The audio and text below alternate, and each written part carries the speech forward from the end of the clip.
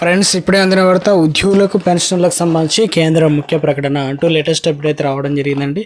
So వివరాలు ఏంటనేది కూడా వీడియోలో తెలుస్తుందో వీడియోని చివరి చూడండి, అర్థమవుతుంది అనమాట. మరోసారిగా ఛానల్ వస్తే తప్పకుండా సబ్స్క్రైబ్ చేసుకోండి. చూస్తున్నారు కానీ లైక్ చేయడం మర్చిపోతున్నారు, వీటిలో లైక్ చేయండి. ప్రభుత్వ ఉద్యోగులు పెన్షన్లకు ఎంతో కాలంగా ఎదురు చూస్తున్న వారందరికీ శుభవార్త అయితే వచ్చేసింది. 8వ వేతన సంఘం ఏర్పాటుతో సుమారు 50 లక్షల మంది ఉద్యోగులు, 65 లక్షల మంది పెన్షన్లకు జీతభత్యాల్లో భారీగా పెరుగుదల ఉండబోతుంది.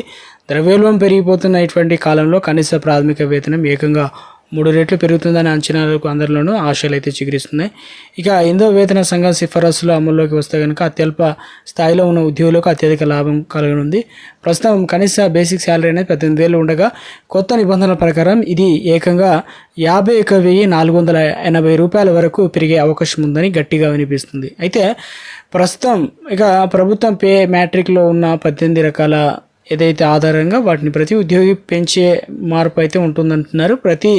మీ ప్రస్తుత హోదా సీనియారిటీని బట్టి ఈ పెంపు అనేది ఉంటుందనేది మనం నిర్ణయం తీసుకోవచ్చు. ఇక్కడ కేవలం బేసిక్ పే మాత్రమే కాకుండా ఈ కొత్త కమిషన్ అలవెన్స్ల విషయంలో కూడా కీలక నిర్ణయాలు తీసుకోనుందన్నమాట.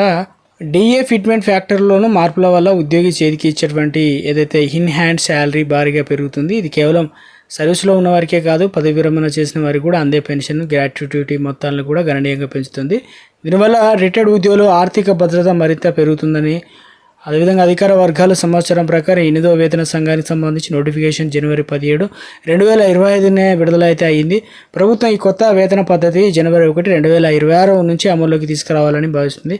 అయితే కమిషన్ తన తుది నివేదికను సమర్పించడానికి 2027 మధ్య కాలం వరకు సమయం పట్టవచ్చు. పాత వేతన సంఘాలు చరిత్ర చూస్తే సిఫారసులు అమలు కావడానికి 2 నుండి 3.5 ఏళ్ళు సమయం పడుతుందని, కాబట్టి ఉద్యోగులకు పెరిగిన జీతం నేరుగా క్రెడిట్ కావడానికి 2026 చివరి వరకు 27 వరకు వేచి చూడాల్సి అయితే ఉంటుందంటున్నారు. ఈసారి వేతనాల పెంపు కోసం ప్రభుత్వం ఒక అత్యున్నత స్థాయి కమిటీని రంగంలోకి దించింది.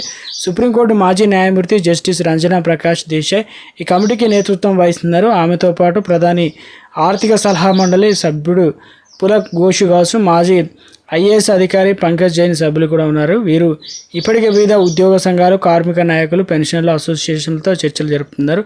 మార్చి, ఏప్రిల్ 2026లో కూడా పలు కీలక సమావేశాలు నిర్వహించినట్లు అభిప్రాయాలు సేకరిస్తున్నారన్నమాట. మొత్తానికి కేంద్ర ప్రభుత్వ ఉద్యోగుల పెన్షన్లకు ఎంతో కాలం ఎదురు చూస్తున్న వారికి శుభవార్త అయితే వచ్చేసింది.